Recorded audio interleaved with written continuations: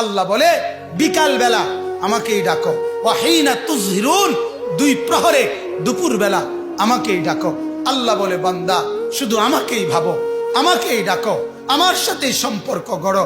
কাজেই মুসলমান, আপনার যে সন্তান ফজরের নামাজের সেজদা কপালে জোটে না, আমি বললাম আমার নাম আনিসুর রহমান, আমি চ্যালেঞ্জ করলাম আপনার যেই ছেলে ফজরের নামাজ পড়ে না, মেয়ে ফজরের নামাজ পড়ে না, এ ভদ্র না, ভদ্র নয়, ভদ্র নয়, অসভ্য, অসভ্য, অসভ্য।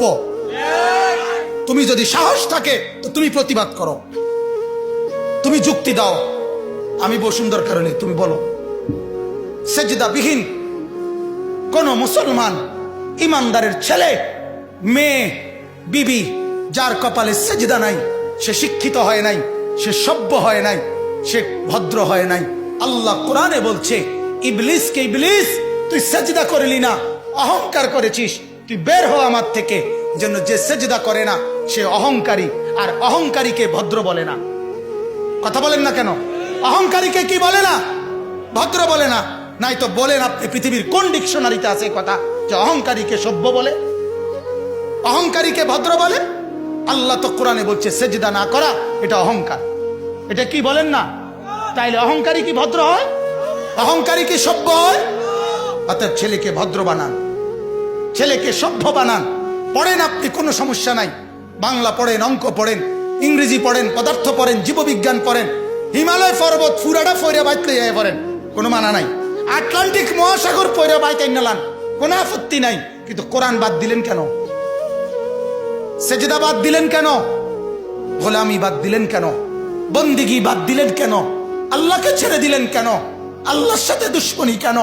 যে ছেলেটা সারাদিন একটা ওয়াক্ত নামাজ পড়ে না, যে বিবি একটা ওয়াক্ত নামাজ পড়ে না, যে মেয়েটা পর্দা করে না, তারে জিজ্ঞাসা করেন না যে মা সবার সাথে সম্পর্ক বজায় রাখো, মালিকের সাথে কেন দুশ্মনী? আল্লাহর লগে কি নারাজি হইলা? আল্লাহর সাথে কি দুশ্মনী? আল্লাহর লগে কেন রাগ করলা? কেন রাগ করলা? এই বাপ, তোমরা যারা সেজদা করো না, তোমরা বলো না বাজান, বলো না, এই দরদি ভাই চিৎকার করে বললাম, তুমি যদি বলো তোমার পায়ে ধরতে, আমি পায়ে ধরতে রাজি। তুমি যদি বলো তোমারে জড়িয়ে ধরে কাঁদতে, আমি কাঁদতে রাজি। তুমি বলো কেন আল্লাহর সাথে রাগ করলা? কেন আল্লাহর সাথে রাগ করলা? কেন আল্লাহর সাথে নারাজ হইলা? কেন সেজদা কপালে জুটলো না? কেন মালিকের সাথে সারাদিনের এত কিছুর বিনিময়ে আল্লাহ তাআলা একটা মিস কল দিলে, 2 সেকেন্ডের একটা মিস কল দিলে বন্ধু তুমি টের পাও তোমার মোবাইলে মিস কল আসছে। এত বড় মসজিদে 6টা মাইকের হরন দিয়া আল্লাহু আকবার বলে তোমারে ডাক দেয়, তোমার একটা বারও কানে লাগে না, বিবেকে লাগে না। তোর মতো শক্ত ডাকাত, তোর মতো পাষাণ বেটা আর কে হইতে পারে? বেটা কথা বলেন না কেন? তুই ডাকাত, কত বড় ডাকাত! হ্যাঁ, এজন্য ইনশাআল্লাহ আল্লাহকে রাজি করব। বলেন ইনশাআল্লাহ। সেজদা করব তো ইনশাআল্লাহ। যুবকরা তোমরা বলো না ইনশাআল্লাহ। নওজোয়ান তোমাদেরকে বলি, আমার আশা ভরসার স্বপ্ন এই নওজোয়ানদেরকে জাগানো। আমি সারা দিন রাত চাই যুবকরা জেগে উঠুক, কারণ আগামীর পৃথিবী, গোটা বিশ্ব 2 ভাগ হবে। এটাই পৃথিবীর পুরা ভবিষ্যৎ। এক ভাগ পুরাপুরি দাজ্জালের অনুসারী কাফের, আরেক ভাগ মাহাদির অনুসারী ইমানদার। এই 2 ভাগে পৃথিবী অচিরেই বিভক্ত হয়ে যাবে।